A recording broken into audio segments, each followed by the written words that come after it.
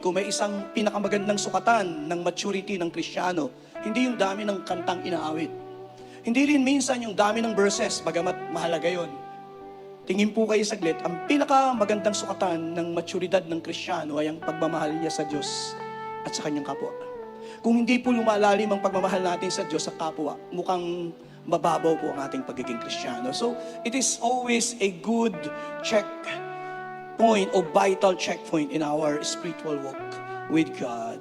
And since love is so important, hindi po nakapagtataka na if there is an area na nangangailangan na dapat tayong lumago to grow, sabi ni Pablo, that you may grow in love, that you may abound. Iba po yung lalagyan. Sa Tagalog, yung abound ay umapaw.